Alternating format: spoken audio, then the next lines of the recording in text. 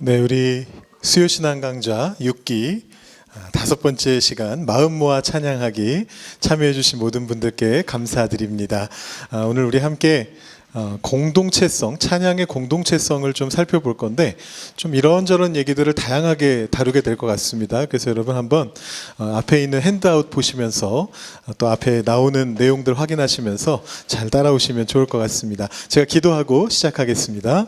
하나님 귀한 은혜를 감사드립니다. 오늘도 우리에게 수요일을 허락하여 주셔서 함께 마음 모아 찬양하는 것이 무엇인지 살펴볼 수 있도록 인도하여 주시니 감사합니다. 나의 고백인, 나의 신앙의 고백인 노래가 우리 모두의 신앙의 고백이 되어가는 그 과정들을 오늘 함께 살펴보려고 합니다. 하나님께서 한 공동체로 묶어주시고 그리스도의 몸이 되게 하셨는데 그 안에서 우리가 주님을 어떻게 하면 더욱더 함께 마음 모아 기뻐하며 찬양할 수 있을지를 오늘 강의를 통하여 함께 살펴볼 수 있도록 주님 인도하여 주시옵소서. 한 마음과 한 입으로 주님께 영광 돌리는 우리 교회 공동체 될 수 있도록 우리 모든 성도님들 되실 수 있도록 주께서 인도하여 주시옵소서. 모든 것에 감사드리며 예수님의 이름으로 기도드립니다. 아멘. 네, 우리 방금 말씀드린 것처럼 우리 5강은 마음을 모아서 공동체성을 가지고 함께 찬양하는 것에 대해서 보게 됩니다. 저희 오늘까지 봤던 내용들 혹시 다 기억하시나요? 성경이 알려주는 찬양, 그리고 찬양의 역사, 그 과정 속에서 특별히 현대로 내려오면서 우리 경배와 찬양으로 흘러오고 모던 월십까지 흘러오는 그 흐름들을 저희가 함께 살펴봤었고요. 그 다음에 우리 찬양의 자세에 대해서 두 가지 자세였죠. 애티튜드와 우리 포즈와 이걸 두 개를 합쳐가지고 함께 좀 살펴봤었습니다. 그리고 지난 시간에는 여러분들께서 보내주신 찬송을 중심으로 해서 이 찬송을 더 알고 싶다 이렇게 살펴보는 그런 시간을 가졌습니다. 자, 오늘이 실질적으로 강의로서는 마지막 시간이고 다음 주에는 저희가 함께 그동안 배워봤던 찬양들 중심으로 같이 찬양해보는 그런 시간을 가지려고 하는데요. 자, 오늘은 그 중에서 우리가 왜 함께 찬양해야 하는가 그 부분을 한번 살펴보도록 하겠습니다. 먼저 보시면은요. 나의 노래에서 우리의 예배로 라고 그렇게 적혀 있습니다. 이것을 제가 사실상 부제로 삼았는데요. 참고로 오늘은 괄호는 없습니다. 여러분 괄호를 채우시기 위해서 애쓰시진 않으셔도 되고 내용을 들으시다가 이런 내용은 여기 안 적혀 있지만 내가 알아가면 좋겠다 생각되는 것들 받아 적으시면 될 것 같습니다. 자, 나의 노래에서 우리의 예배로 이렇게 적혀 있습니다. 자, 기본적으로 찬양이라고 하는 것은 내가 하는 게 맞습니다. 내가 찬양하는 것이죠. 나의 심령이 하나님께 깊이 나아가서 하나님을 만나는 것입니다. 그렇지만 또 찬양의 아주 중요한 차원이 있는데 그 차원이 무엇이냐면 바로 예배에서 함께 드리는 찬양이다라는 그런 또 다른 차원이 있습니다. 바꿔 말하면 어떤 인생의 고백이 되는 나의 아주 개인적인 신앙의 고백이 되는 그런 찬양이 있는가 하면 예배의 자리에서 함께 마음 모아서 올려드리게 되는 그런 찬양도 있다라는 것이죠. 오늘은 바로 그 뒷부분에 조금 더 초점을 맞춰보겠다라는 그런 말씀입니다. 자, 오늘의 주제 말씀 보고 넘어가겠습니다. 로마서 15장 6절 말씀 어떻게 적혀 있나요? 잘 보이십니까? 한번 읽어보시죠. 한 마음과 한 입으로 하나님 곧 우리 주 예수 그리스도의 아버지께 영광을 돌리게 하려 하노라. 아멘. 자, 신약 성경에서부터 이미 초대교회 때부터 이것이 아주 중요했다라는 얘기죠. 그냥 하나님께 영광 돌리는 거면 한 마음으로만 해도 되는데 굳이 한 입으로라는 말이 들어있습니다. 그러니까 이게 지금 찬양에 대한 얘기라는 것을 알려주는 거예요. 함께 마음 모아서 입술도 모아서 찬양해야 된다. 그것이 아주 중요하다라는 것을 로마서 15장 6절 말씀이 우리에게 알려주고 있습니다. 자, 그렇다면 제가 오늘 좀 이것저것 섞어서 말씀드린다고 했는데 이 공동체성을 생각하기 위해서 첫 번째로 저희가 생각해 볼 것은 찬송가에 대한 것입니다. 여러분 찬송가 가지지 않으신 분은 없으시죠? 다 갖고 계시죠? 요즘은 그 핸드폰, 스마트폰 앱이 잘 나와가지고 거기에도 악보들이 다 나오는데 그렇다고 해도 저희가 책으로서의 찬송가를 안 가지고 계신 분은 없을 거예요. 찬송가를 펼치면 제일 먼저 나오는 이름이 있습니다. 바로 한국 찬송가 공회라는 것이 있습니다. 자, 찬송가 공회라고 하는 것은 전 세계에 우리나라에밖에 없는 것입니다. 라고 말하면 어딘가 있을지도 모르니까 이 말은 제가 정정하겠습니다. 제가 아는 한 우리나라의 아주 독특한, 한국 교회의 아주 독특한 유산 중에 하나입니다. 참고로 성서공회는 각 나라마다 있습니다. 오늘 저희 교회 우리 최소영 목사님께서 대표로 우리 캐나다 성서공회에서 초청한 우리 대한성서공회 임원들 이렇게 모아놓고 같이 식사하는 자리에 저희 목사님께서 다녀오셨는데요. 우리 박주영 목사님도 같이 다녀오셨는데 저도 가고 싶었는데 오늘 이 강의를 준비하느라 미처 가지 못했는데 캐나다 성서공회가 대한성서공회를 초청한 거예요. 각 나라마다 성서공회는 다 있습니다. 그런데 찬송가 공회는 없습니다. 찬송가를 공회에서 한꺼번에 만드는 곳은 대한민국이 유일합니다. 이유가 있습니다. 그 배경은 선교사들이 가지고 있었던 에큐메니컬 정신 때문이에요. 이 에큐메니컬이라고 하는 단어가 여러 가지로 오해받는 단어이기도 하지만 굉장히 중요한 단어인데요. 에큐메니컬이라고 하는 것은 전 세계의 교회들이 함께 마음을 모은다 그런 뜻이에요. 그래서 고대 사회에 보면 우리가 뭐 사도신경을 확정한 회의라든가 니케아 신경을 확정한 회의라든가 삼위일체 이론을 확정한 회의라든가 이런 여러 회의들을 공의회라고 부르는데 이 공의회가 바로 에큐메니컬 회의입니다. 전 세계가 함께 모여서 함께 결정했다 그런 뜻인데 이 선교사들이 가지고 있었던 에큐메니컬 정신이라고 하는 것은 결국은 연합 정신이라고 볼 수가 있어요.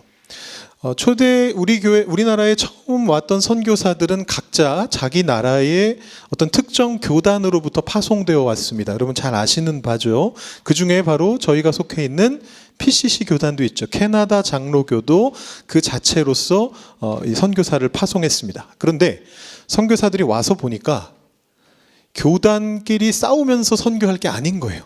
이 조선의 상황이 너무나 다급해서 예수님을 전하고자 하는 데 있어서 서로가 경쟁하고 싸워서 될 게 아니고 오히려 한 마음 한 뜻이 되어야 된다라는 그런 생각들을 선교사들이 다 같이 가지게 됐습니다. 그래서 당시에 가장 중요한 두 교단이었던 장로교와 감리교가 함께 연합을 하게 됩니다. 첫 번째 찬송가는 서로 따로따로 냈습니다. 감리교에서는 1892년에 찬미가라고 하는 찬송가를 내고 장로교에서는 다음 해에 찬형시라고 하는 발음하기가 힘드네요. 이 오타가 아닙니다. 원래 그렇습니다. 찬형시라고 하는 찬송가를 만들어냈습니다. 감리교는 27곡인가 좀 적은 숫자를 넣어서 만들었고 장로교는 좀 더 많이 한 70곡인가를 모아가지고 이걸 만들었습니다. 그래서 따로따로 쓰다가 야 우리가 이렇게 따로따로 쓸 게 아니다. 찬송가를 합칩시다. 그래가지고 1908년에 찬숑가라는 것을 냈습니다. 오타가 아닙니다. 전부 다 제가 다 똑같이 적었습니다. 찬숑가라는 걸 넣습니다. 옛날 그 당시에는 이 오나 그 아래 아자 같은 것들을 이렇게 두 개로 표시했었기 때문에 이런 표현들이 많이 있습니다. 자, 찬송가는 장로교와 감리교가 함께 연합해서 만든 찬송가입니다. 같이 찬송하자. 우리가 다 같이. 그렇게 찬송을 하기 시작했는데 1930년대에 분열이 일어납니다. 이때 이제 성결교라고 하는 교단이 조금 장로교나 감리교보다 늦게 들어오게 돼서 자기들끼리 부흥성가라고 하는 것을 1930년부터 만들어서 쓰기 시작했습니다. 그러니까 이제 원래 같이 쓰고 있었던 장로교, 감리교도 이게 벌써 한 20년 가까이 흘렀기 때문에 20년 넘었죠. 그래서 이대로는 우리가 더 쓸 수가 없으니까 개편을 합시다. 그렇게 해서 신경 찬송가, 그러니까 이제 개편했다는 뜻입니다. 정자인데요. 신경 찬송가라는 걸 만들었는데 이걸 만들 때 장로교가 우리는 이 찬송가 못 쓰겠다. 그래서 빠져나옵니다. 그래서 감리교만 쓰고 장로교는 따로 35년에 신편 찬송가를 만들었습니다. 발음하기가 다 힘드네요. 신경 찬송가하고 신편 찬송가 이렇게 만들었습니다. 그래서 성결교는 이걸 쓰고 감리교는 이걸 쓰고 장로교는 이걸 쓰고 이렇게 쓰다가 이대로는 안 된다. 우리는 선교사들의 정신으로 함께 연합해서 같이 찬송을 불러야 된다. 이렇게 의견이 일치가 돼서 1949년에 장로교, 감리교, 성결교가 이 세 찬송가를 합쳐서 합동 찬송가라는 것을 만들게 됩니다. 여러분 뭐 열심히 적고 계시는데 크게 중요하진 않습니다. 저도 한 3일 정도 지나고 나면 거의 잊어버릴 수도 있어요. 제가 여러분들께 알려드리려고 열심히 공부해서 왔는데 어쨌든 대략 30년대쯤에 분열이 일어났다가 49년도에 다시 한번 연합해서 찬송가를 냈다, 이렇게 보시면 되겠습니다. 자, 그런데 이게 또 다시 분열이 됩니다. 1962년에 이 합동 찬송가를 우리는 못 쓰겠다. 누가 못 쓴다고 했을까요? 합동 측에서 합동 찬송가를 합동 측에서 못 쓰시겠다고 해가지고 새 찬송가를 만들어내서 쓰기 시작합니다. 그러자 다른 교단들은 합동 찬송가를 개편해서, 또 이것도 한 28년이 지났잖아요. 그러니까 세대가 바뀌니까 언어도 바뀌고 이제 바뀌고 하니까 개편을 하게 됩니다. 그래서 이 개편 찬송가는 합동 찬송가를 이어서 개편한 이제 그런 찬송가인데, 다른 교단들, 장로교의 다른 교단들이나 감리교나 기타 교단들은 다 이제 개편 찬송가를 쓰는 일이 생겼습니다. 자, 근데 여러분 아시다시피 21세기에 찬송가 바뀐 뒤에도 옛날 찬송가 그대로 쓰는 분들도 계셨잖아요. 이 합동 찬송가를 그대로 쓰는 교단도 있었습니다. 그래서 이 세 찬송가가 같이 이렇게 난립하고 있었는데, 이때 당시 저는 안 살아봤지만 이때 당시에 연합 예배를 하면 순서지가 그렇게 난장판이 아닐 수가 없었다고 해요. 왜냐하면 찬송가를 교단마다 다르게 쓰니까, 세 군데가 다르게 쓰잖아요. 그래서 함께 찬송을 부르는데 찬송가 몇 장 하면은 어느 찬송인지 아무도 모르지 않습니까? 그래서 전부 다 뭐 합 153장, 개 172장, 세 132장, 그래서 거기에 합, 세, 개, 이게 계속 이렇게 적혀 있어야 됐다는 그런 얘기가 있습니다. 그래서 이거를 불편을 덜고 원래 선교사의 에큐메니컬 정신으로 돌아가자라는 취지에서 1976년에 찬송가 통일위원회가 발족을 하게 되고요.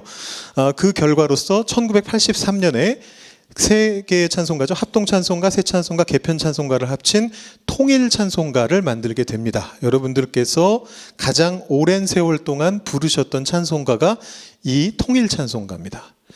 앞에 통일이란 말을 쓰진 않았죠. 그냥 찬송가라고만 적혀서 저희가 계속 봤던, 지금 우리가 생각하는 예전 찬송가인데, 이게 바로 83년부터 2000년대 중반까지 약 20여 년 동안 가장 최근에 쓰여졌던 찬송가입니다. 그리고 이것을 개편한 것이 2006년에 나온 21세기 새 찬송가입니다. 지금 저희가 사용하고 있는 찬송가가 바로 이겁니다. 자, 그래서 보시면은 이 과정에서, 여기 제가 써놨다가 안 썼군요.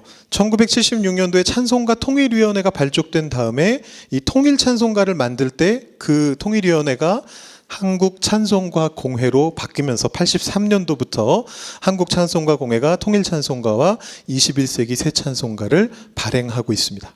자, 이 역사는요, 연도 같은 게 중요한 것은 아니고요. 아까 말씀드린 것처럼 핵심은 뭐냐면 한국 교회의 교인들이 모두 함께 찬양하게 하려는 노력의 역사였다라는 것이죠. 난립했던 찬송가들을 하나로 묶으려고 하는 노력. 그래서 이 통일 찬송가에는 다양한 찬송들이 들어가 있습니다. 각 교단들을 배려해야 했어요. 우리 교단은 이런 찬송을 부르고 있는데 새 찬송가에 그거 안 들어가면 우리 안 부르겠다, 이렇게 나오니까 그런 것들을 다 배려하면서 다른 교단, 순복음교회에서 부르는 찬송, 성결교회에서 부르는 찬송, 장로교회에서 부르는 찬송, 이렇게 합치면서 만든 것이 통일 찬송가였고요. 여러 가지 말들은 많았지만 이것이 그래도 결국 23년 동안 많은 분들이 사랑하면서 불렀던 찬송이 된 것이고, 지금까지 그 영향 아래 우리가 있다라는 것이죠. 우리가 찬송가를 왜 다 같이 같은 찬송가를 부르는가를 잠깐 살펴봤습니다. 서양교회는 그렇게 안 합니다. 각 교단이 자체적으로 찬송가를 발행하고 있어요. 그런데 한국교회가 그렇게 하는 이유는 이것이 연합정신이 매우 중요하다라는 것을 그 선교의 역사를 통해서 발견했기 때문입니다. 그래서 이것이 사실은 우리들이 가지고 있어야 되는 매우 중요한 정신입니다. 연합정신입니다. 함께 우리가 같이 찬양해야 된다, 이런 거예요. 근데 문제는 이 정신을 유지하기 위해서 우리가 어떻게 해야 하느냐라는 겁니다. 간단한 해결책이 있습니다. 오직 찬송가만 부르면 됩니다. 그러면 우리가 전 세계의 우리 한인교회까지 포함해서 한국의 모든 교회들이 딱 찬송가 600 몇십 장만 딱 부르면 모든 교회가 똑같은 찬송을 다 부를 수가 있습니다. 근데 이렇게 실제로 하지는 않지요. 이 정신은 우리가 지켜가려고 하지만 거기에 조금 더 추가적인 것들이 우리가 필요합니다. 공동체를 배려하는 것인데 이 공동체 안에는 새로운 세대들도 있거든요. 이 새로운 세대들이 즐겨 부르는 찬양들도 포함이 돼야 돼요, 사실은. 사실 그 노력이 있습니다. 여러분 21세기 찬송가, 지금 여러분들이 가지고 계신 찬송가를 펼쳐보시면 맨 뒤쪽에 경배와 찬양이라고 하는 항목이 따로 있습니다. 이 경배와 찬양이 제가 그 역사 가르쳐 드릴 때 말씀드렸던 바로 그 경배와 찬양 운동에 대한 것이거든요. 그래서 거기 보시면 몇 개의 찬송이 나오는데 한 대여섯 곡 정도 들어간 것 같아요. 그러니까 이 경배와 찬양 문화에서 많은 사람들이 1980년대부터 2000년대 중반까지 교회에서 많이 불려졌던 찬송 중에 딱 5곡만 선택해가지고 그것이 지금 현재 저희 찬송가에 들어와 있습니다. 그러니까 노력은 했는데 노력이 그렇게 훌륭하진 않았습니다. 조금 더 많이 넣었어야 되는데 많은 분들이 즐겨 부르시는 찬송들이 있잖아요. 지금 들어와 있는 게 여러분 아시는 예수 우리 왕이요. 이 곡은 앞으로 들어왔고요. 아예 맨 앞에 있는 경배로 들어왔고, 이제 뒤에 경배 찬양 쪽으로 들어간 곡 중에는 뭐 거룩한 밤이라던가 또는 우리 지난번에 저희가 오프닝송으로 저희가 재작년인가 같이 불렀던 그 큰 일을 행하신이라던가 뭐 이런 곡들이 거기 들어갔습니다. 근데 사실은 뭐 사랑하는 나의 아버지라든가 저희가 많이 부르는 곡들이 있는데 그런 곡들이 훨씬 더 많이 들어갔다면 우리가 찬송가 중심으로 예배를 만들어갈 수 있었을 텐데 사실은 그 노력이 조금 부족했던 게 사실입니다. 여러 세대들을 다 배려하면서 그 안에서 우리가 함께 같은 찬양을 부르기 위해서 다른 노력들도 함께 기울여야 되는데요. 대표적으로 우리가 함께 부를 수 있는 찬양을 중심으로 선곡하는 것이 필요합니다. 제가 대학생 때 제가 있었던 교회는 좀 큰 교회였는데 대학생이 총 몇 명 있었냐면 한 300명 정도가 있었습니다. 대학생만, 청년들은 빼고. 근데 이 대학부에서는 매년 찬양집을 발행했습니다. 그때만 해도 90년대 후반 2000년대 초반이라 가지고 저작권에 대해서 조금 사람들이 생각하지 않던 시기예요. 특히 한국에서는. 그래서 어차피 내부적으로 쓰는 거니까 괜찮을 거다 이렇게 생각해서 큰 교회들은 대체로 이렇게 많이 찬양집을 만들었습니다. 자기 교회에서만 쓰는 찬양집, 저희 같은 경우는 대학부에서 만든 찬양집. 이 찬양집은 어떤 취지로 만든 것이냐 하면 사실은 이 찬양을 열심히 하는 분들은 많은 찬양을 알고 계시거든요. 그럼 그분들은 본인이 아는 찬양들을 다 불러보고 싶어 해요. 근데 문제는 청중들은 그만큼 찬양을 많이 모르거든요. 그래서 찬양을 좋아하시는 분들이, 찬양을 많이 하시는 분들이 본인 중심으로 찬양의 어떤 콘티를 짜가지고 부르게 되면 앞에 앉아 계신 분들은 이것이 뭔 찬양이요? 이렇게 이제 되실 수가 있어요. 그래가지고 한 10곡을 부르는데 앞에서부터 끝까지 10곡을 부르는데 그중에 9곡을 몰라. 아는 곡이 한 곡밖에 없어. 그러면 찬양하면서 마음이 안 열리겠죠. 이제 그런 걸 막기 위해서 이 대학부에서 그때 당시 많이 불리던 찬양들을 모아서 찬양집을 만들었습니다. 그리고 매년 개정을 했습니다. 그 전 한 해 동안 불렀던 찬양 중에 이 찬양집에서 안 부른 찬양이 있으면 빼고, 그 다음에 그 해에 새로 나온 찬양들이 있으면 넣고, 그렇게 해서 개정을 하고 매년 그 대학부의 학생들한테 그걸 다 나눠줬습니다. 1월 달에 집에 가서 불러보시고 와서 또 같이 부릅시다. 이제 이런 취지로 만들었던 것이 찬양집인데 정확하게 찬송가하고 똑같은 취지로 만들어진 거죠. 우리가 같은 회중들이 같은 찬양을 불러야 된다. 이런 취지로 만들어진 것이고, 새 찬양에 대해서는 1년에 한 번씩 개정하면서, 그리고 때로는 정말 이 찬양은 새로 나왔는데 내년까지 못 기다리고 올해 불러봐야 되겠다라는 게 있으면 어쩌다 한 곡 정도 집어넣어서 같이 부르고, 이런 식으로 서로 이렇게 배려하면서 했던 적이 있습니다. 네, 복음성가 같은 게 이제 그런 데 들어가는 거죠. 지난번에 제가 말씀드렸듯이 가스펠송이 한 60년대, 70년대에 있었고 한 80년대부터 90년대까지는 경배와 찬양으로 그게 좀 바뀌었고 그 후에 이제 모던 월십으로 왔는데 이 모든 곡들이 찬송가 안에는 들어가 있지 않잖아요. 그렇지만 그것도 사실은 각 세대가 즐겨 불렀던 찬양이란 말이죠. 그 찬양들을 우리가 부르기 위해서 노력했던 방식 중에 하나가 이거였는데 아무 찬송이나 아무 찬양이나 다 그냥 매주 새로운 찬양을 내놓으면 너무 힘드니까 찬송가처럼 따로 찬양집을 만들어서 되도록 이 안에서 함께 찬양하자 이렇게 만들었던 거고요.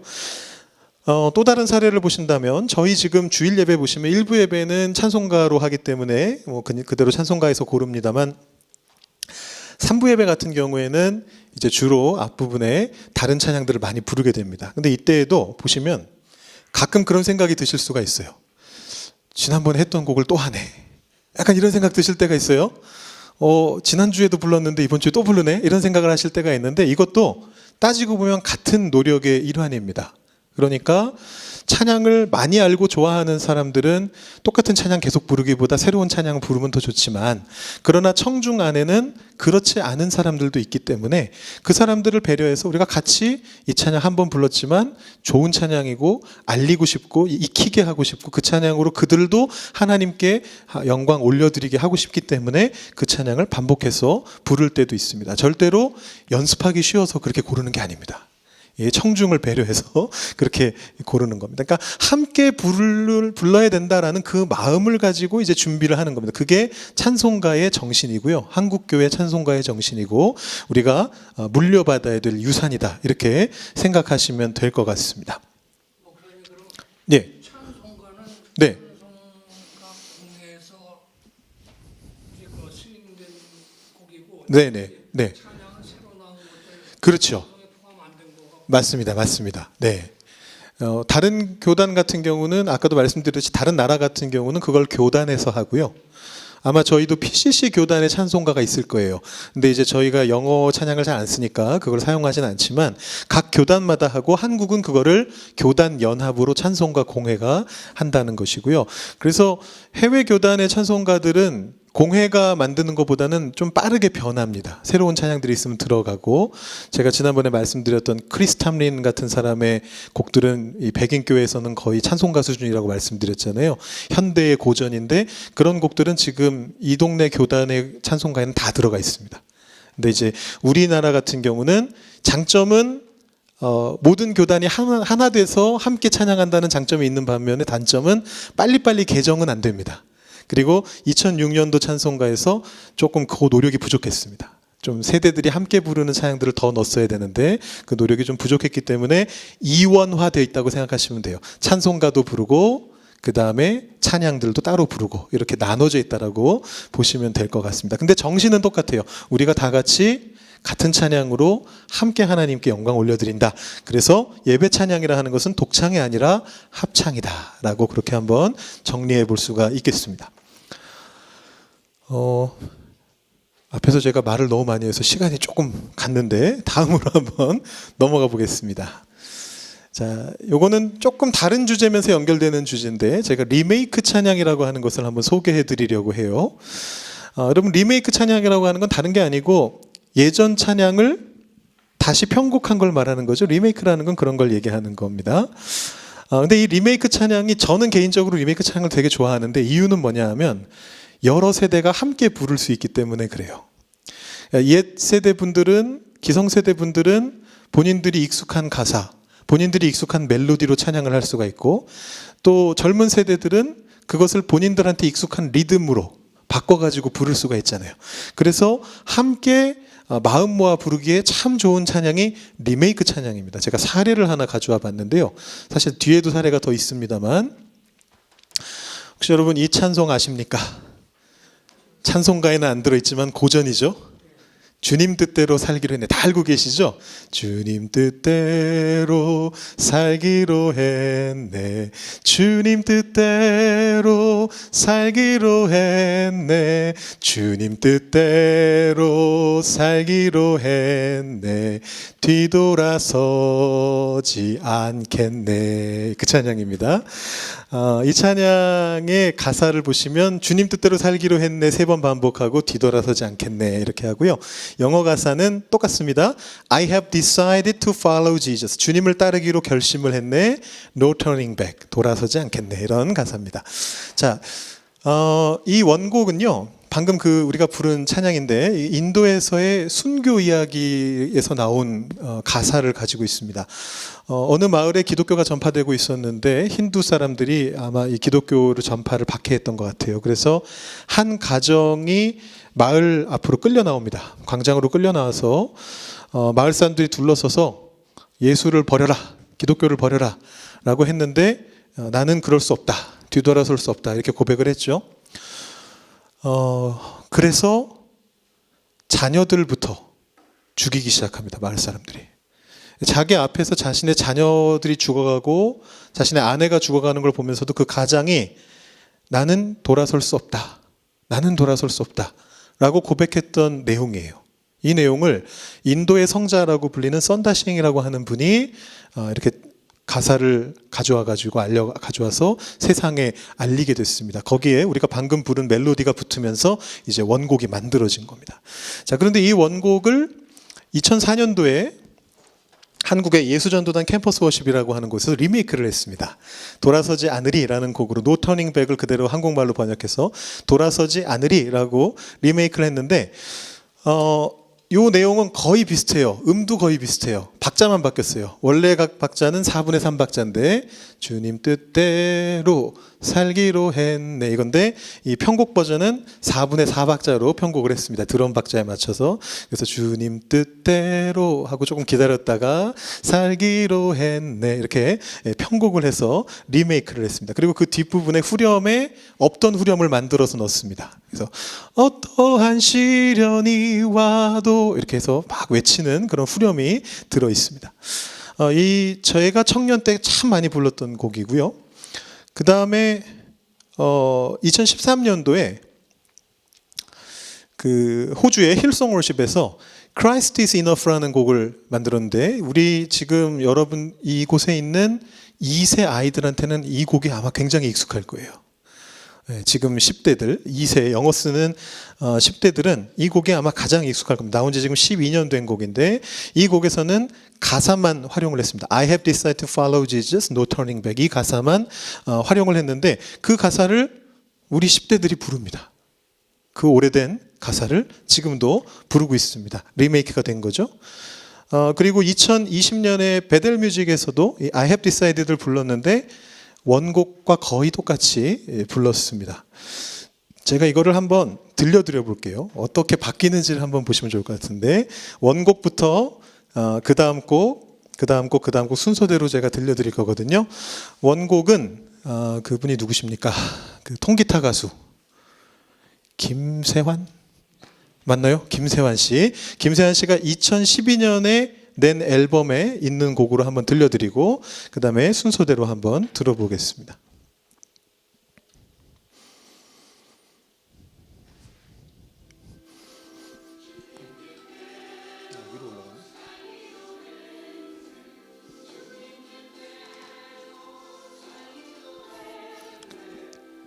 김세환 씨 목소리가 들리시나요? 네.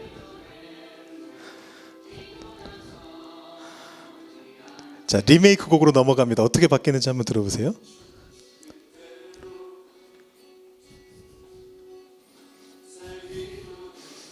음은 똑같죠? 지금 리듬만 바뀌었습니다.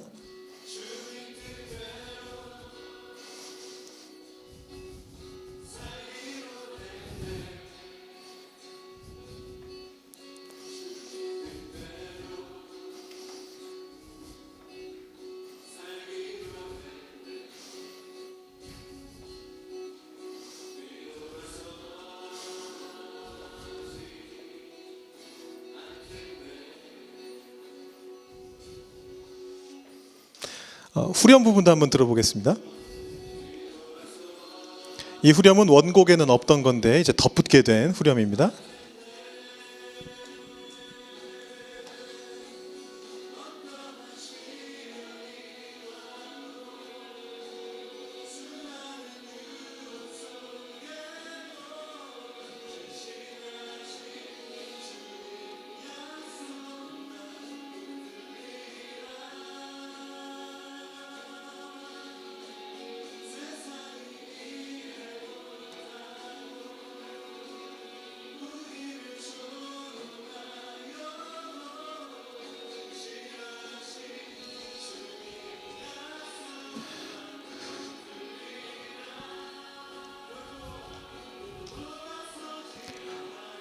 예, 최근에는 좀 덜 불리지만 한 5년, 10년 전만 해도 굉장히 많이 불렸던 곡이고요. 2013년에 나온 Christ is Enough입니다. 영어 가사로.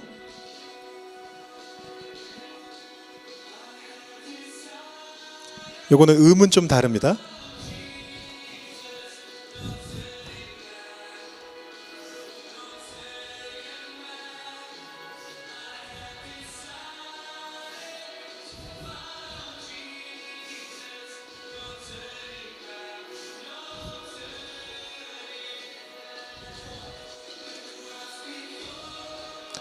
자, 마지막으로 2020년에 나온 베델 뮤직 버전입니다.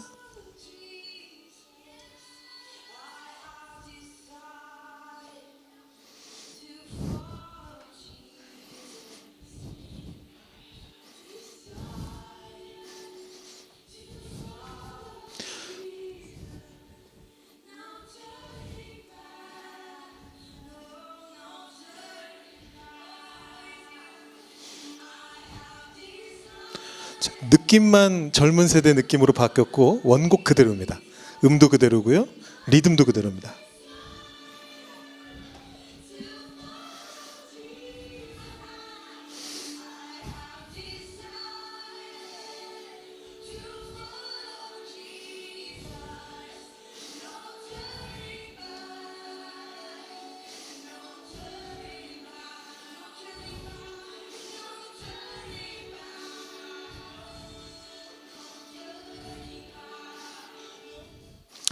네, 우리 함께 한번 살펴봤는데요. 이 일화가 있습니다. 제가 경험했던 일화인데, 아까 말씀드렸던 그 대학부에서 제가 2005년도에 조장을 하고 있었거든요. 근데 이제 리더계 양육을 하는데, 당시에 오셨던 저희 담당 목사님이 아마 한 그때 39, 40 요 정도 되셨을 거예요. 그러니까 이제 이 청년들하고 한 15살 차이셨는데, 본인의 나이보다 조금 더 올드한 찬양 감각을 갖고 계셨던 분이었어요. 당시 기준으로도 한 60대 이상 그렇게 감각을 가지고 계신 분이셨는데, 어느 날 리더 모임을 하러 오셨는데 이렇게 딱 와서 가운데 딱 서셨는데, 찬양을 한 곡 하고 시작합시다 그랬는데 반주자가 없는 거예요. 그래서 이제 당황하셔가지고, 반주자가 그날따라 지각을 한 거죠. 그래서 당황하셔가지고 고민하시다가 청년들한테 주님 뜻대로 살기로 했네 알아요? 이렇게 물어보셨어요. 그래서 청년들이 전부 다 네 하고 대답했어요. 청년들은 뭘 생각했냐면 2004년 버전, 리메이크 버전을 생각하고, 저는 그때 원곡이 있는 줄도 몰랐거든요. 저도 그 2004년 곡밖에 몰랐는데, 그래서 목사님이 어떻게 이런 최신 노래를 아시지? 약간 이런 생각을 하면서 네 하고 대답을 했습니다. 근데 목사님은 뭘 생각하신 걸까요? 원곡을 생각하고 이제 얘기를 하신 거예요. 그래서 그럼 우리 반주 없이 불러봅시다 해서 부르기 시작했는데, 처음에는 어떻게 저떻게 굴러갔어요. 왜냐하면 음이 같잖아요. 그래서 앞에서 목사님 마이크 잡고 옛날 리듬으로 부르시는데, 청년들이 목사님이 박자가 흔들리시나 보다 이렇게 생각하면서 같이 불렀어요. 주님 뜻대로 살기로 했네 이러면서 막 이제 따라 불렀어요. 근데 이제 무슨 일이 벌어졌냐면, 후렴 딱 넘어가는데, 원곡은 후렴이 없으니까 2절로 이제 넘어가려고 목사님께서는 이 세상 사람 이렇게 딱 하는데, 여기서 떼창으로 어떠한 시련이 와도 이렇게 부른 거예요. 그래가지고 목사님이 당황하셔가지고 하고 놀라셔서 흐지부지 돼서 부르고 이제 멈춘 그런 적이 있었어요. 그런데 이게 어떻게 보면 굉장히 웃픈 에피소드인데, 웃으면서도 약간 슬프기도 한 그런 에피소드인데, 저는 거기에서 단점보다는 장점을 더 많이 봅니다. 아무튼 같이 찬양했잖아요.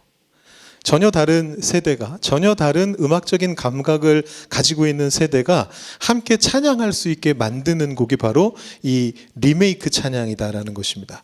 제가 리메이크 찬양 대표적인 거 몇 가지만 더 소개해 드리려고 하는데요. 뒷장으로 넘어가 보시면요. 대표적인 곡 4곡하고, 그리고 유명하진 않은데 제가 여러분들께 한번 소개해보고 싶은 곡 한 곡하고 한번 알려드리겠습니다. 영어권에서는 거의 아까도 말씀드렸던 크리스 탐린, 거의 찬송가 수준으로 불리는 곡 중에 이 나 같은 죄인 살리신을 편곡한 My Chains Are Gone이라고 하는 곡이 있습니다. 대체로 이 편곡할 때 스타일이 많이 비슷해요. 예전 가사와 예전 멜로디로 앞부분을 만들고 후렴에다가 혹은 브릿지 형태로 이제 새로운 곡을 추가해가지고 노래에 변형을 주는데, 이 노래 같은 경우도 앞에 Amazing Grace는 그대로 부르고 2절로 넘어가야 될 곳에다가 후렴을 넣어놨습니다. My chains are gone 하면서 이제 그 뒤에 후렴 부분을 부르는데, 우리나라에서는 그렇게까지 많이 안 부르지만 여기에서는 굉장히 많이 부르는 찬양 중에 하나고요. 우리나라에서 많이 부르는 편곡 버전은 성도여다 함께가 있네요. 바로 지난주에 3부 예배 때 저희가 불렀었습니다. 이것도 마찬가지로 앞에는 거의 똑같이 하고, 맨 앞에는 심지어 그 반주가 오르간 반주였습니다. 이번 3부 예배 들어보신 분들은 아시겠지만 그게 원곡 그대로 사실 반주를 한 겁니다. 이 편곡되는 원곡 그대로.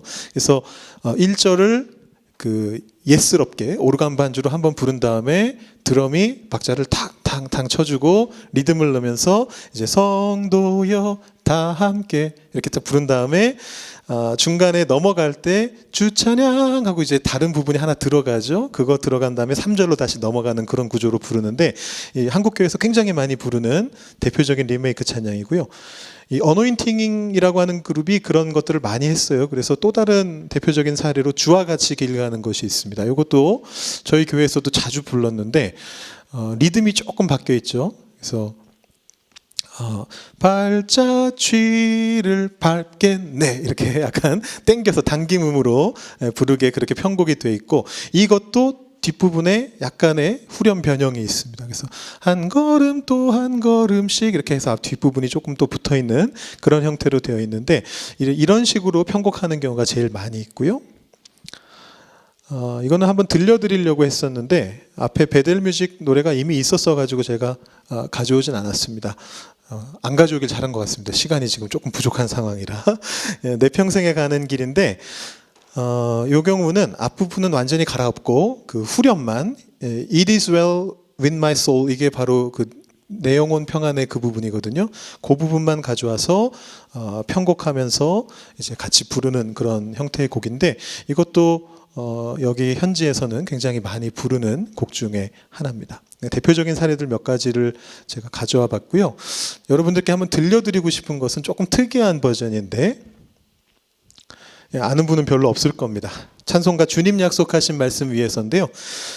이거를 예람 워십이라고 하는 한국의 그 찬양 단체에서 같은 제목의 노래로 편곡을 했습니다. 근데 보시면 여기엔 제가 공간이 없어가지고 안 적었는데, 여러분 드린 거에는 제목 뒤에 괄호가 있습니다. 혹시 보이시나요? 사례 6번에. 네, 뭐라고 적혀 있습니까? 주님 약속하신 말씀 위에서 슈퍼마리오 버전 이렇게 적혀 있습니다. 제가 한번 들려드려 볼게요. 이거는 끝까지는 안 듣고 그 간주가 나오는 데까지 한번 들어보겠습니다. 젊은 청소년들을 겨냥했고요. 전체적인 리듬이 슈퍼마리오 노래와 비슷한 약간 게임 사운드 같은 느낌이 그 안에 들어가 있고, 가운데 간주에서 아주 유명한 시그니처 사운드가 들어갑니다. 한번 들어보시고요. 어떤 느낌인지 한번 들어보시기 바랍니다.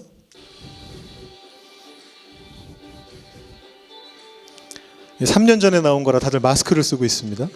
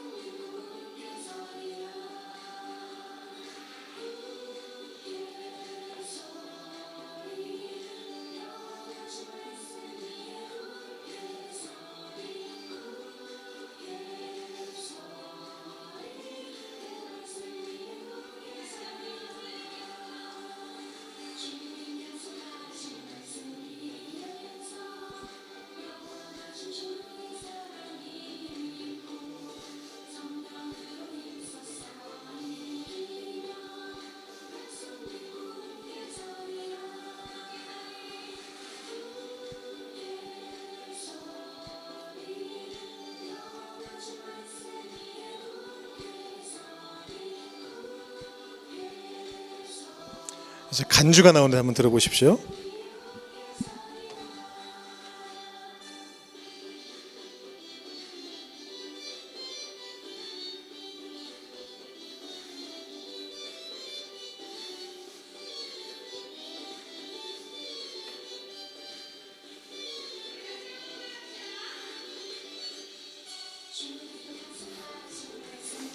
네, 이런 곡인데요. 요거 재밌죠? 포즈. 저를 기준으로 저보다 조금 나이 어린 세대들이 이제 이 슈퍼마리오를 많이 한 세대들이에요. 그리고 지금 어린이들까지 그 닌텐도라고 하는 게임기를 가지고 많이 했었는데 전 세계적으로 유명한 게임이죠. 거기에 가장 대표적인 사운드인데 그걸 활용해서 이제 찬송가를 편곡한 겁니다. 부정적인 시각도 있기는 있습니다. 세상에 찬송가를 부르는데 세상에 게임 사운드를 가지고 그거를 만들었다?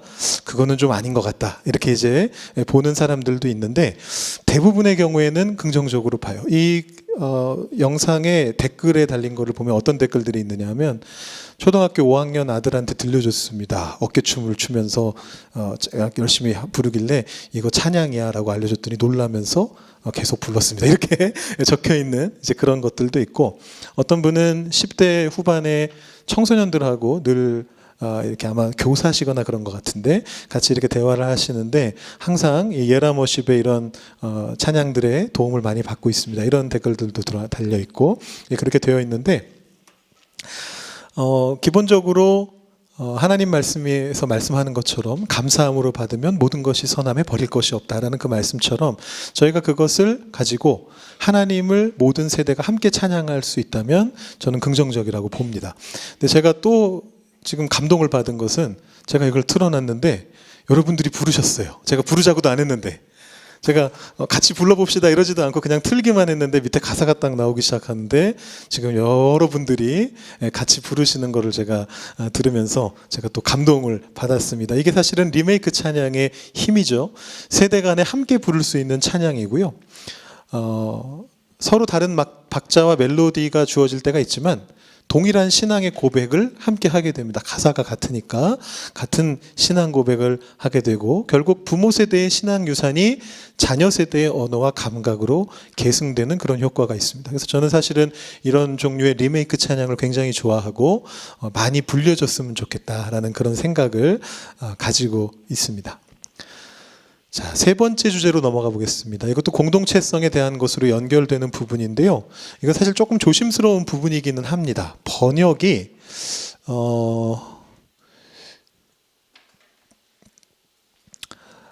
번역을 어떻게 하느냐에 따라서 찬양의 가사가 굉장히 달라질 수 있다는 것을 말씀드리려고 하는 건데 조금 조심스러운 부분은 뭐냐 하면 번역이 조금 약간 문제가 있습니다. 예를 들어 제가 그렇게 말씀을 드리게 되면 여러분들께서 나중에 이 찬양을 부르실 때 이거는 번역이 잘못됐어 이런 부정적인 인식을 가지시게 될까 봐 제가 조금 고민을 했습니다. 이런 얘기들을 드려도 괜찮을까라고 고민을 했는데 여러분들께서 다 성숙하신 분들이라는 걸 제가 알고 있기 때문에 제가 최소화시켜서 간단한 몇 가지만 한번 좀 설명을 드려 보겠습니다. 이 가사의 한계를 넘어서서 우리가 찬양을 하면 되는 거기 때문에 문제는 없을 거라고 생각을 해요. 자, 이 거룩하신 하나님 여러분 너무 잘 아시는 찬양이죠. Give Thanks라고 하는 곡인데 이 곡의 후렴 시작에 보면 내가 약할 때 강함 주고라는 그런 가사가 있습니다. 그 다음에 또 유명한 곡이죠. 약할 때 강함 되시네. 너무너무 유명한 곡이죠. 시작할 때 약할 때 강함 되시네 이렇게 번역을 합니다. 그 다음에 요 두 곡보다는 조금 덜 유명하지만 찬양에 관심이 있으신 분들은 다 들어보셨을 만한 약한 나로 강하게라고 하는 곡이 있습니다. 약한 나로 강하게 이렇게 하는 부르는 곡이 있습니다. 자, 이 세 곡이 전부 다 같은 성경 구절을 바탕으로 만들어진 거예요. 고린도후서 12장 9절에서 10절 말씀을 보면 바울이 자기 몸의 가시를 떠나게 해달라고 하나님께 기도했는데 하나님께서 내 은혜가 내게 족하도다 이는 내 능력이 약한 데서 온전하여짐이라 이렇게 말씀을 하십니다. 이 말을 듣고 바울이 기뻐했습니다. 나의 여러 약한 것들을 자랑할 것이다. 왜냐하면 그리스도의 능력이 내게 머물게 하기 위함이다. 그러면서 고백하기를 뭐라고 고백하냐 하면 내가 약한 그때의 강함이라 이렇게 고백을 했습니다. 그러니까 성경의 표현은 약한 것 그 자체가 강함이다라는 그런 뜻이에요. 약한 게 없어지는 게 아닙니다. 약한 게 있는데 그 약함 자체가 강함이라는 거예요. 하나님이 함께 하심으로써 강함으로 바뀌는 것을 보게 된다. 이제 그런 취지의 말씀입니다. 또 하나의 말씀은 요엘서 말씀인데 요엘서 3장 10절에 보면 약한 자도 이르기를 나는 강하다 할지어다. 하나님이 그렇게 명령하시는 장면이 나옵니다. 이 두 성경 구절을 배경으로 요 가사들이 작사가 된 겁니다. 자, 그래서 요거를 정리를 다시 한번 해보면 이렇게 정리가 되겠죠. 성경의 의미.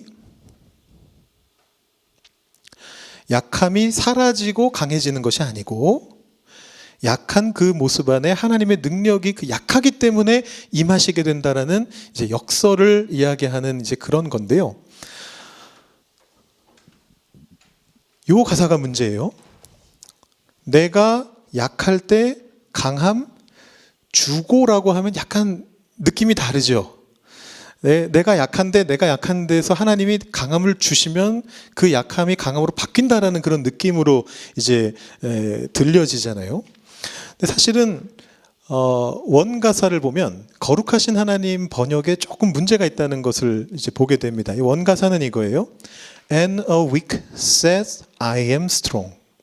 아까 보셨던 요엘서 3장 10절 말씀의 영어 그 가사 그대로거든요. 영어 그대로 문구 그대로인데 약한 자가 나는 강하다라고 말한다. 말할지어다라고 그렇게 돼 있었습니다. 이 가사를 거룩하신 하나님 후렴구에서도 똑같이 쓰고 약한 나로 강하게 가사도 똑같이 이 가사입니다. 그리고 약할 때 강함 대신에는 조금 다른데 You are my strength when I am weak. 내가 약할 때 주님이 강함이십니다. 라는 그런 고백이에요. 자, 그러니까 지금 번역을 보시면 이 And a weak says I am strong을 내가 약할 때 강함 주고라고 번역한 거는 완전히 창작이에요. 사실은. 그렇게 번역하면 사실 안 됐는데 근데 이제 그 문구 안에 그 글자 안에 이거를 넣기가 쉽지 않았을 거예요. 약한 자가 강하다고 말한다라는 말을 한글 음정에다 맞추기가 한글 어절에다 맞추기가 아마 쉽지가 않았기 때문에 편의상 그렇게 번역을 한 것 같습니다. 근데 이제 편의상 번역한 것도 나쁜 건 아닌데 의역도 나쁜 건 아닌데 이제 문제는 아까 말씀드린 대로 약간 그 번역이 성경의 내용하고는 조금 거리가 있다는 게 이제 문제가 되는 거죠.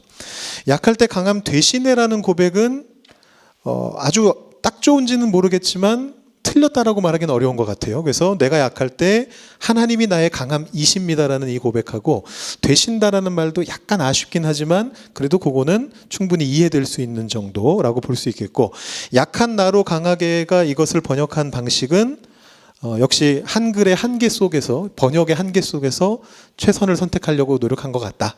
약한 나로 강하게 된다는 건지 강함을 준다는 건지 좀 중의적이고 정확하진 않지만 그래도 표현을 최대한 살리려고 노력한 것 같다라고 이렇게 볼 수가 있습니다.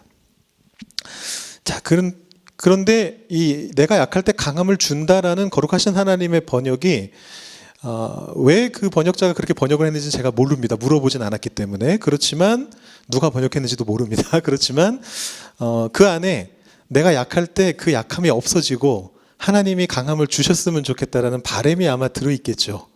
근데 그 바람이 너무나 커서 제가 보니까 약할 때 강함 되시네 이 곡도요. 주로 약할 때 강함 되시네로 부르는데 상당히 많은 교회에서 약할 때 강함 주시네로 바꿔서 부르더라고요. 예, 이게 영향력 안에 있는 거예요. 내가 하나님이 나한테 강함을 주셨으면 좋겠다라는 그 나의 바람이 그 속에 들어가 있는 건데 그래서 제가 얘기하는 게 초기 번역이 굉장히 중요하다. 찬송가 같은 경우는 이미 오래된 옛날 노래를 번역하는 거니까 또 조금 다를 수가 있는데 동시대의 노래들 같은 경우에는 특히 최근의 노래들은 아주 바쁘게 번역돼서 들어옵니다. 해외에서 어떤 곡이 인기가 있다 싶으면 이런 곡이 새로 나왔는데 너무 좋아. 예를 들어 이렇게 되면 우리 지난주에도 우리 보셨던 그런 곡들 있잖아요. 그 레위 지파가 번역해서 부른 걸 제가 여러분들께 보여드렸었는데 그 주님께서 살아계신다 이렇게 고백하는 그 노래였는데 그것도 이것이 코비드 기간에 사람들이 외국에서 많이 부르는 걸 보고 나서 경쟁적으로 여러 찬양단체가 번역을 했습니다. 그래서 번역이 조금씩 달랐어요. 그러다가 더 영향력이 있는 단체가 번역한 쪽으로 이렇게 자연스럽게 수렴이 되면서 하나의 번역으로 통일되는 이제 그런 시간들이 있었는데 이 초기 번역이 대단히 그래서 중요합니다. 그냥 빨리 번역해서 어떻게든 내가 먼저 해야겠다 이런 개념이 아니라 정말 원래의 가사 그리고 그 안에 성경적인 진리를 잘 담을 수 있는가를 고민할 이제 필요가 있는데요. 이런 얘기들은 사실 여러분들께 드려봤자 여러분들이 그런 번역을 직접 하시는 게 아니니까 아무 상관이 없겠습니다만 이런 질문은 나올 수 있을 것 같아요. 그러면 원문하고도 다르고 성경하고도 다르면 번역을 바꿔서 부르는 게 낫지 않을까? 이런 질문이 생겨날 수가 있습니다. 여기에서 다시 한번 공동체성이 나오게 되는데요. 이 번역을 물론 바꿔 부르려고 맘먹으면 바꿀 수는 있습니다. 쉽지는 않겠죠. 아까도 말씀드렸듯이 한계가 있기 때문에 요 어절 안에 한국어로 이 의미를 그대로 살려서 번역하는 게 거의 불가능할 것이기 때문에 어떤 식으로 번역을 하든지 결국에는 한계는 생겨나게 됩니다. 더 큰 문제는 뭐냐면 우리가 예를 들어 우리 교회에서만 거룩하신 하나님 후렴이 문제가 있다니까 바꿉시다 해서 어떻게 바꿔서 우리 교회에서만 그렇게 부른다고 해도 또 문제가 생기죠. 우리 아까 찬송가 만들었을 때 전국 교회가 연합해서 부르니까 서로 다른 세 개의 찬송가를 써가지고 거기다가 번호를 세 개씩 쓰고 약자를 쓰고 이래야 되는 복잡한 문제가 생겼다고 했는데 우리만 바꿔 부르면 예를 들어 우리 교회에 찾아오는 다른 교인들 혹은 저희가 함께 연합해서 하는 행사 이런 데서 그 가사가 괜히 달라서 문제가 될 수가 있습니다. 그래서 그렇게 바꿔 부르는 것보다는 처음부터 잘 번역하는 게 제일 중요하고 근데 그건 우리의 역할은 아니고요. 그 다음의 역할은 이 가사가 가지는 번역이 가지는 어떤 문자적인 한계를 넘어서서 그 안에 담겨져 있는 성경적인 진리를 묵상하면서 부르는 게 중요하다라고 그렇게 말씀을 드릴 수 있을 것 같아요. 그래서 여러분 혹시라도 오늘 제 강의를 들으시고서 다음에 거룩하신 하나님 부르실 때 이 가사는 틀려 먹었어 이렇게 생각하고 부르시면 안 되고 거룩하신 하나님 정말 좋은 곡입니다. 정말 좋은 곡인데 그렇게 생각하시면서 부르시면 안 되고 이게 의미가 그런 의미구나. 바울이 내 안의 약점을 떠나가게 해달라고 고백했는데 하나님께서 안 된다 하셨을 때 그걸 감사로 받아들였던 그것이 오히려 나의 강함이다라고 고백했던 그 고백으로 이 찬양이 만들어져 있구나 라고 생각하시면서 은혜 가운데 찬양을 부르실 수 있으면 좋을 것 같습니다. 또 다른 번역 문제인데요. 여러분 가지고 있는 새 찬송가를 보시면 예전 찬송가에서 조금 바뀐 것들이 있습니다. 대표적으로 옛말을 현대어로 바꾼 것들이 있습니다. 합소서 이런 말 요즘 안 쓰잖아요. 그런 거 그냥 하소서, 줍소서, 주소서 이런 식으로 이제 바꾼 것들이 있고요. 이런 것들은 부를 때 큰 차이도 안 나고 잘 바꾼 것 같습니다.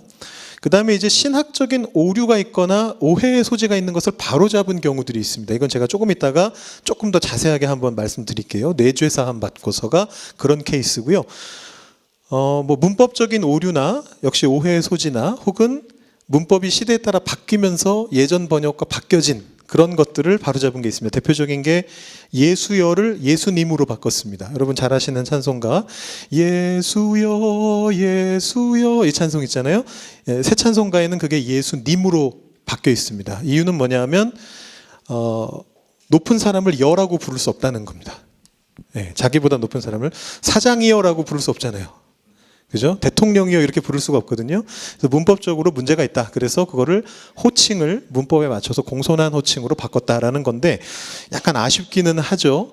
예수님 그것도 괜찮은데 우리 예수여가 저희한테 너무 붙어 있어가지고 간절히 부르는 그 느낌은 조금 사라진 것 같습니다. 자, 근데 그런 정도까지는 괜찮은데요.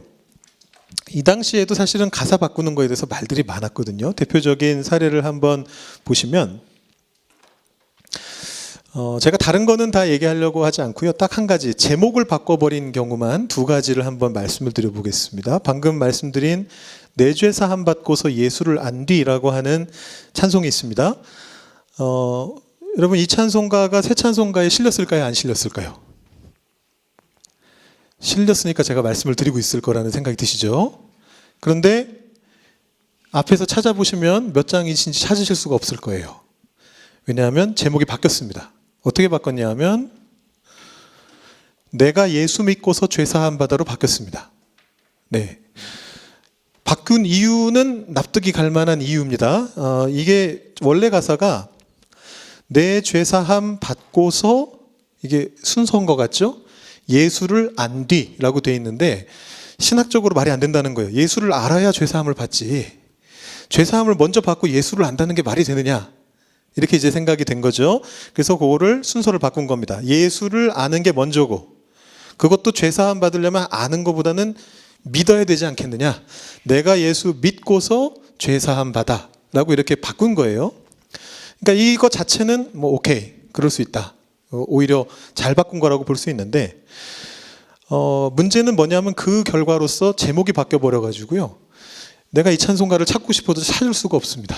이게 익숙해지기 전까지는, 이거를 내 머릿속에 넣기 전까지는 옛날에 내 죄 사함 받고서로 열심히 불렀던 그 찬양을 찬송가에 왜 새 찬송가에 안 실렸지, 왜 아무리 찾아도 안 나오지, 이렇게 이제 생각이 된다는 것이죠. 근데 그런 것을 감수하고서까지 바꿀 만한 문제였는가라고 생각해 보면 그렇지는 않은 것 같아요. 왜냐하면 음악에는 기본적으로 시적 허용이라는 게 있거든요. 원어를 보시면 Everything is changed. 이거는 이제 이 뒷부분에 나오죠. 나의 모든 것 다 변했네.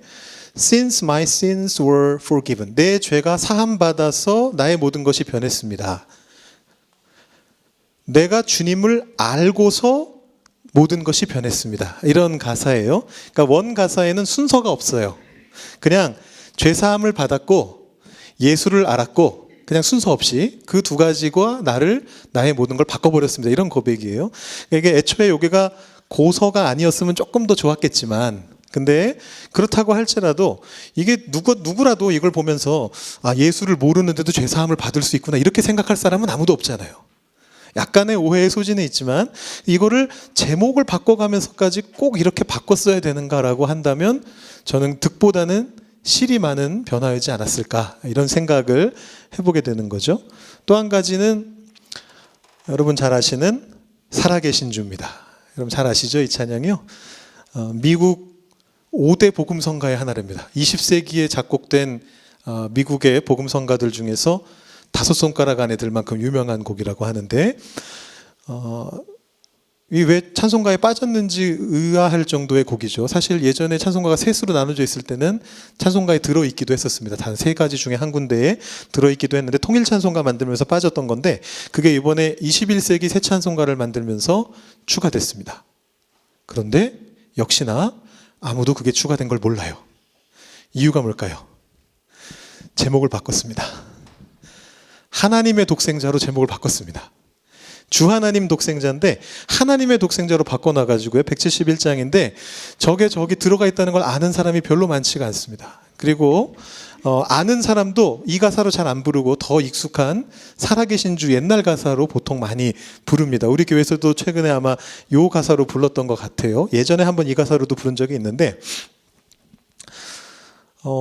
이런 변화는 굳이 필요했을까라는 생각이 드는 거죠. 이건 심지어 원어하고도 별로 관련이 없습니다. 그냥 원어는 하나님이 아들을 보내셨고 예수님이라고 불렸다라는 그런 정도의 가사예요. God sent his son, they called him Jesus. 그런데 여기에 왜 이걸 빼고 이걸 넣는가? 정확한 이유는 모르겠습니다.